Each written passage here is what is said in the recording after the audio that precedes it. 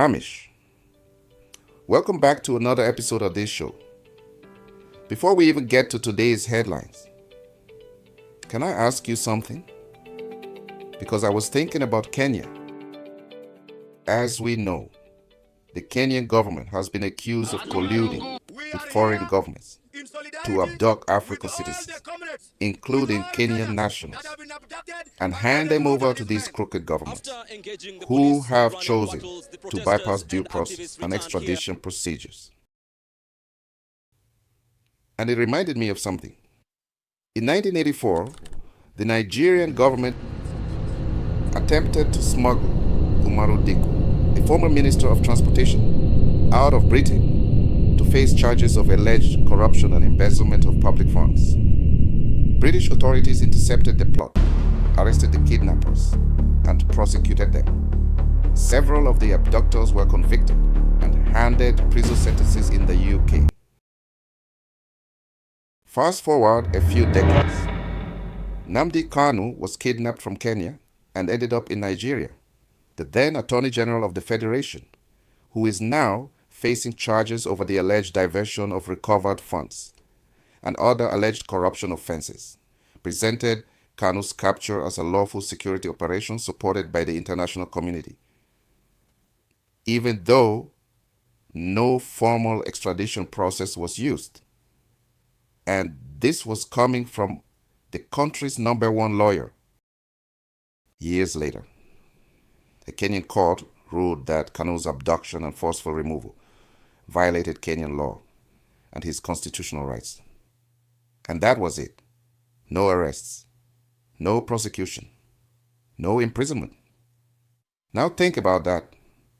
In one case, a foreign country protected a Nigerian whose alleged offenses can carry the death penalty. In the other, an African ended up losing his rights on African soil. That made me wonder, sometimes, are Africans safer outside their continent than inside it? That's a painful question because many Africans have asked it. When people leave the continent, they expect to miss home. What they don't expect is to feel more legally protected abroad than they did at home. And that's the irony. We're always told Africa is our home. Come home and invest. Come home and So I have to invest. deal with that loan now. 84 staff. 84! So that was painful. But home is supposed to be the place where your rights are safest. So today, let's turn our cameras to Kenya. And before we talk about blackouts, which is the main focus of our investigation on this show, Africa in darkness, I have to ask, how are you people doing over there? Honestly, it's been one thing after another. People are frustrated, the nurses are on strike, and they've been waiting years for promises to be kept. Then the blackout happened. You know what's really impressive? Nobody panics. I mean, nobody. Blackouts are normal to us. Normal. We've perfected living inside the madness. And it's funny because in Nigeria, for instance, when the power goes off, we're not even thinking about NEPA. We look outside, through the window, just to check one thing. Do our neighbors have light? If they don't, we relax. It's all good. It's everybody. But if they do have light, then it becomes personal. And I can almost guarantee you, if they decide to call the electricity company, they're not going to ask, why is there no electricity? That's not even the first question. They'll say, excuse me, sir, why does my neighbor have light and I don't? You see, the problem is no longer power. Because if everybody is suffering, we're good. That's right, because if everybody is in darkness, somehow it feels fair.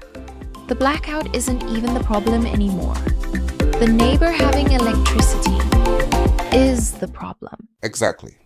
Africans don't mind suffering as long as the suffering is equal. And that's actually deeper than it sounds because we become very good at adapting instead of demanding better. We don't ask, why is this happening?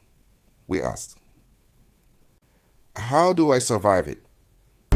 That's the difference. Beneath all these headlines, all these jokes, there's a deeper question. Why do we keep accepting systems that don't serve us? And that reminds me of something. The great Kenyan writer, Ngugi wa Thiong'o, he once argued, freedom requires more than political independence. It requires decolonizing the mind. Because before systems control our lives, they often shape our beliefs.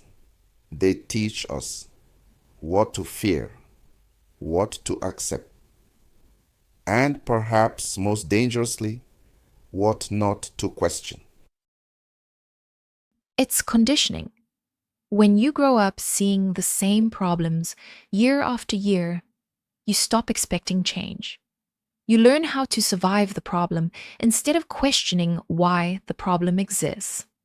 And sometimes you even start calling that resilience. But resilience is not the same thing as acceptance. And adapting to dysfunction doesn't make dysfunction normal. Sadly, we don't live as normal human beings. Exactly. And perhaps that's where the real battle begins. Fixing the mindset that tells us this is simply how Africa should work. That we must keep asking, how do I survive this? Rather than asking, why should I have to put up with this? And that is when the conversation changes for real. Africans need to rise against this shameful total blackout across the continent. This must not be acceptable. And that is exactly the main conversation we're going to continue having on this show. Please stay tuned.